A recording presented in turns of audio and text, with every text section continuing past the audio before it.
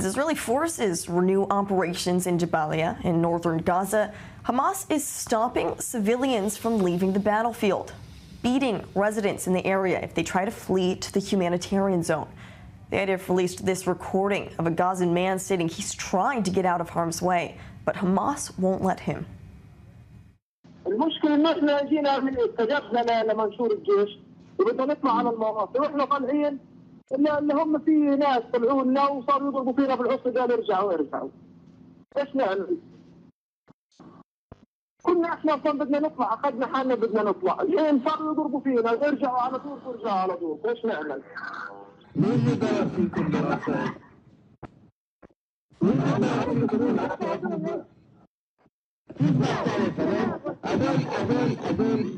هذول الشباب بالجيش ولا شباب حماس؟ شباب حماس هذول بيضلوا يضربوا فينا ويرجعونا.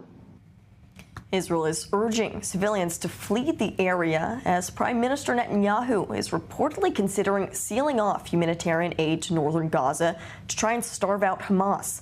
The plan would give Palestinians a week to leave the northern third of the Strip before Israel starts increasing pressure and declaring it a closed military zone, which means anyone in the area would be considered combatants, allowing troops to open fire whenever and wherever they need. However, an advisor for Netanyahu has denied this report, and we did see aid trucks enter the northern part of the Gaza Strip earlier today. Well, to discuss this, I want to bring in now Ahmed Fouad Al-Khatib, a Gazan writer and analyst and senior fellow at the Atlantic Council. Ahmed, thanks for being with us right now.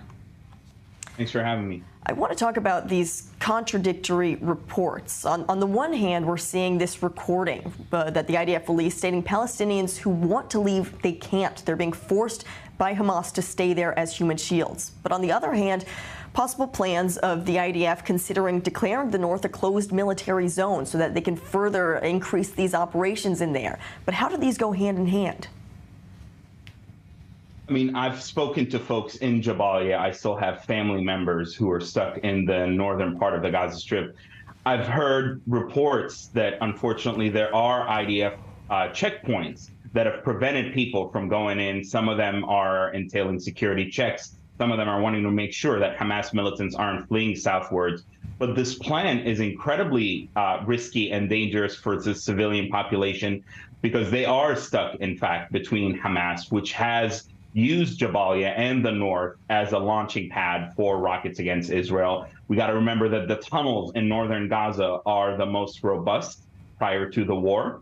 On the other hand, the civilian population is very hesitant to head south because they see what's happening in central Gaza and in southern Gaza, where it's not really truly safe. They see the dangers associated with this journey heading down south. And so it's an impossible situation for the people who are stuck there. I will tell you real quickly that this plan, unfortunately, fails to account for the fact that civilians in the north are going to be the ones who pay the price for this forced starvation policy, if you will, because Hamas has stockpiled plenty of supplies to last them for the foreseeable future. And as I mentioned, an advisor to Netanyahu had denied these reports. But I want to talk about something else you mentioned, the scenes that we're seeing out of central Gaza. There was footage from a strike overnight in Deir al-Balach inside the Al-Aqsa hospital compound. And this footage is gaining international attention as it's so graphic. It shows some people burning alive. But the IDF says Hamas is using this hospital as a command center. And so it does show the complexities here as Hamas continues to hide behind civilians, putting all of these civilians at risk. Precisely that. And then once again, the civilians are stuck in an impossible situation. Look, we know that Hamas is a criminal enterprise that has absolutely weaponized Palestinian infrastructure throughout the Gaza Strip to hide their munitions, to hide their militants, to using hospitals, using displacement centers. We know that. That is not new information, despite any attempt to deny that by some who are outraged by this. The challenge, however, right now is what is at what cost? Like the IDF is conducting these airstrikes. What is the tactical versus strategic? What is the tactical gain versus strategic implication of this? And I think we're getting to a place where even if Hamas is using a particular site to store munitions, there needs to be an ethical and a legal and a strategic and a political question of, is it worth it to strike this area, knowing that civilians are going to be harmed, knowing that, we're going to have secondary explosions, knowing that this is going to generate images which are horrendous, which make people in the north not want to flee to the south, knowing that this is going to complicate efforts to reach a ceasefire and a hostage deal. That's, I think, that the situation we're in right now is there needs to be an assessment of the outcome versus the horrendous harm to the civilian population. Certainly does seem like an impossible situation there. Ahmed Fouad Al-Khatib, thank you for giving us your insight into what's happening inside Gaza right now. Thank you so much. Well, still with